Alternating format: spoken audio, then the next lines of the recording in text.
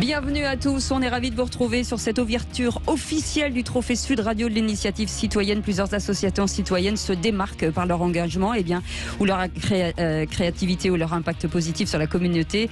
On va les sélectionner et ils recevront ce magnifique trophée du Sud Radio de l'initiative citoyenne. Et pour en parler, bien entendu, Aurélie Gros, Stéphane Pellet sont avec nous, mais Patrick Roger, le directeur général de Sud Radio. Patrick Roger, bonsoir, merci. Bonsoir Cécile, bonsoir Philippe et bonsoir évidemment Stéphane et puis Aurélie et tous les auditeurs. À un moment donné, lorsqu'on fait une émission comme la citoyenneté, tous les lundis avec le G500, Aurélie Gros et Stéphane Pellet, il faut s'engager et il faut trouver des solutions et mettre en lumière des initiatives. Oui, parce que dans notre société aujourd'hui, on manque un peu de repères, d'idées, on a du mal à avancer et la solution ne vient pas que des politiques, quoi. Et on le voit à travers l'ensemble des mouvements qui agitent notre société. Et c'est pour ça, c'est la raison pour laquelle on a voulu s'engager autour de l'équipe de Stéphane et Aurélie avec le forum G500 citoyen, vraiment citoyen, vraiment des idées, vraiment des initiatives. Le terrain.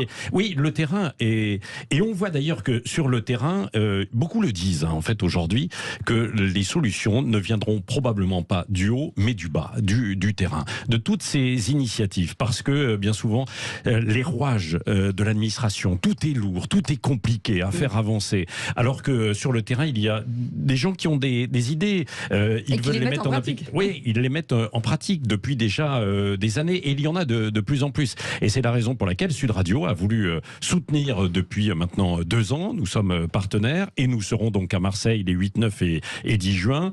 Et nous allons remettre un trophée. Le lauréat ou la lauréate aura bien de la chance puisque c'est Cécile le minibus qui est la marraine. Hein.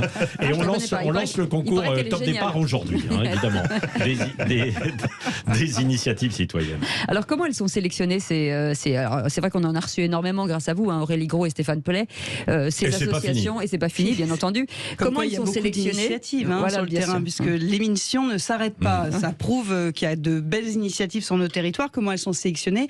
En fait, nous avions reçu un certain nombre d'associations ensemble. Il y a un certain nombre d'associations qui ont porté leur candidature. Et donc, un petit comité les a sélectionnées. Et maintenant, c'est le peuple qui va en décider, les auditeurs de Sud Radio. Stéphane Pellet, une fois que... Alors, on a combien d'associations qui vont être sélectionnées en tout? Les candidates sont au nombre de 4 parce que c'était difficile pour les 4 parmi les dizaines, les dizaines qui ont été sélectionnées. Il faut savoir que le G500, c'est plus 500. Vous n'arrêtiez pas de l'annoncer depuis cette année. Nous sommes à près d'un millier en fait, d'associations. On a calculé le nombre de sympathisants, c'est 1,3 million. C'est énorme. C'est intéressant. Ouais. C'est intéressant. Et aujourd'hui, le fait de remporter ce trophée Sud Radio, forcément, c'est une mise en lumière de ces associations qui en ont besoin. Une mise en lumière, une mise en contact avec tous nos partenaires, bien entendu. On va au maximum faciliter la vie à celui ou celle qui va remporter ce trophée. Mais je dirais que les 3 autres qui auront un accessible d'une certaine manière, on les suivra aussi évidemment. Aurélie Gros, ça a dû être compliqué de faire cette sélection. Ah mais c'est très compliqué parce que chaque association voter à l'Eurovision, c'est plus facile. Non, mais devrait avoir un trophée.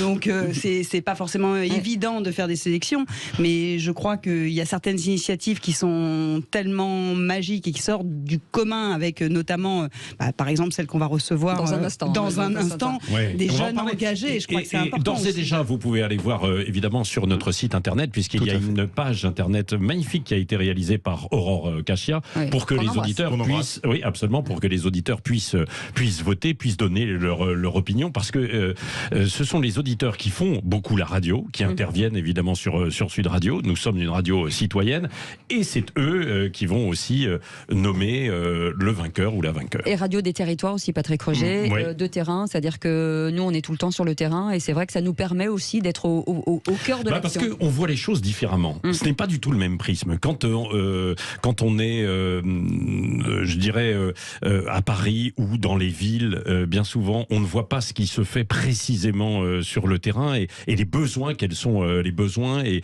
ce qui est en train de se créer, l'évolution aussi de la société.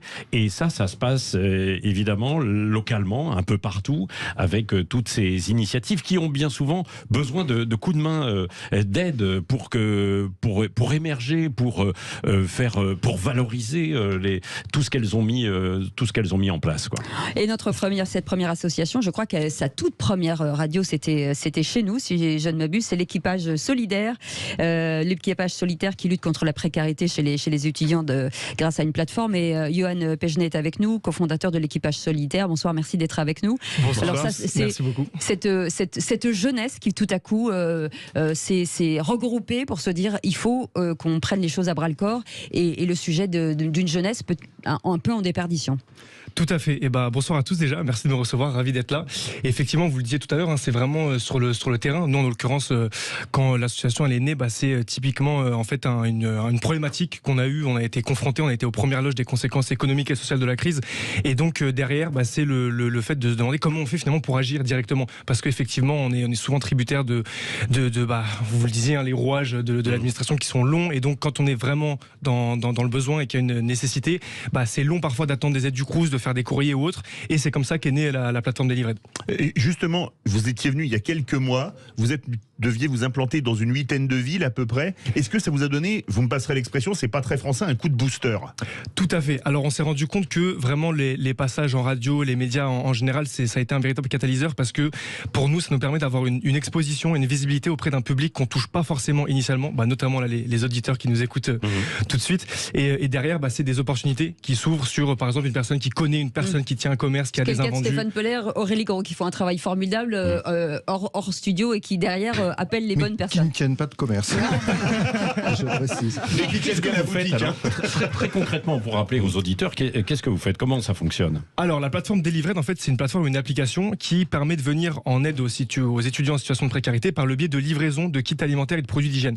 Donc en fait, ce qu'on fait, c'est qu'on récupère des invendus auprès de commerçants partenaires, de grands groupes, etc., qu'on va ensuite centraliser dans nos entrepôts en France avant d'en faire des kits et de les livrer aux personnes, en l'occurrence aux étudiants qui sont inscrits sur l'application. Est-ce qu'on a des chiffres aujourd'hui sur cette précarité? Forcément, aujourd'hui, j'imagine avec un peu de recul, de demandes qui doivent exploser. Bien sûr. Alors nous déjà, sur le rapport d'activité qu'on a fait tout fraîchement là sur 2022, on a un portrait robot, on va dire, de la précarité étudiante, et on voit déjà que, en l'occurrence, sur les aides que nous on donne, c'est 69% de femmes. Donc elles sont beaucoup plus touchées par les difficultés financières, on va dire, que les hommes. Après, on va avoir beaucoup d'étudiants boursés, 86%. Après, c'est peut-être un peu biaisé en l'occurrence, parce que nous, on demande les attestations de bourse, et les personnes qui sont boursières sont livrées en priorité.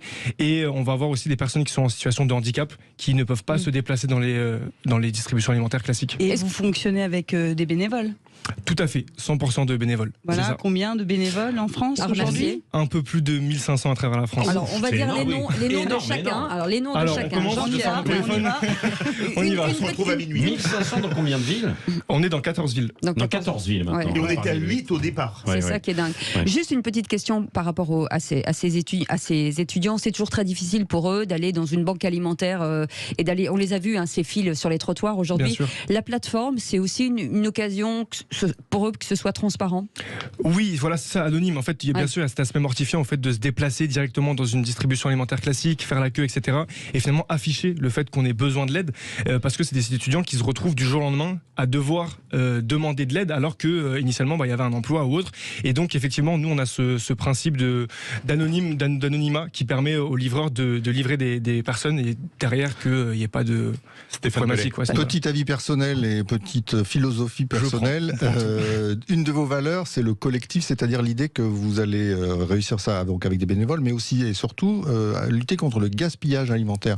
Parce que finalement, la solution, c'est quand même que la richesse, on l'a, et en fait, on ne la partage pas bien. Tout à fait. C'est vraiment les trois principaux axes. C'est la lutte contre la précarité étudiante, la lutte contre le gaspillage alimentaire, et réinventer l'engagement citoyen, en donnant à tous la possibilité de... Les invendus, alors c'est quoi? C'est quel type d'invendus? Ce sont des dates dépassées, bien souvent, là, ou c'est pour les étudiants, Patrick.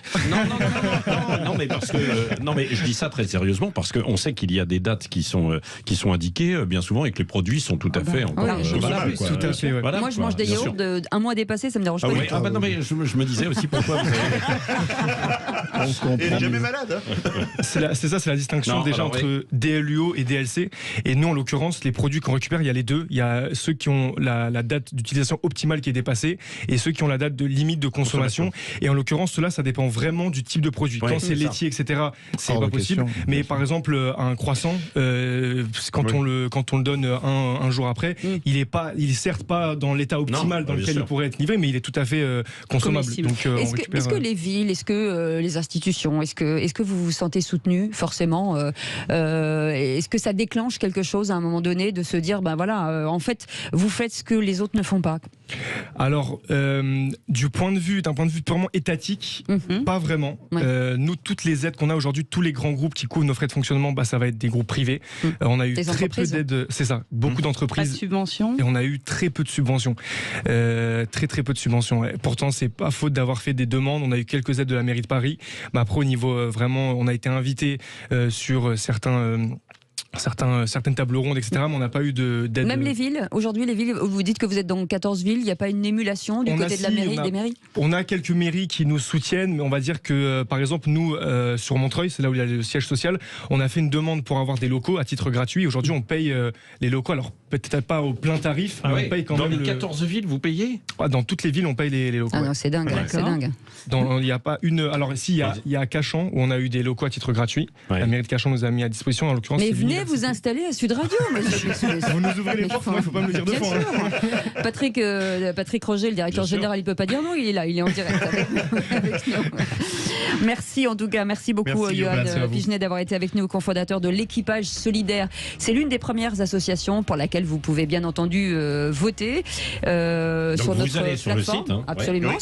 sur notre site Sud Radio et bien entendu, et vous votez. Attendez peut-être voilà les 4 Ou peut-être associations, pas, non, ou peut-être pas. Si vous voulez aider maintenant, n'hésitez pas. Vous pouvez commencer. Vous pouvez commencer. Et vous restez avec nous parce que dans un instant, vous savez, il y a ce sommet citoyen. C'est le G500 citoyen. Ce sera à Marseille les 8 et 9 juin. Et Entendu, 10. et 10 aussi. Où vous aurez la possibilité de discuter de ce différents sujets. On va en parler justement. On va décliner ces sujets dans quelques instants avec nos amis et Philippe David jusqu'à 20h. Merci, restez avec nous. Et merci de votre fidélité à Sud Radio.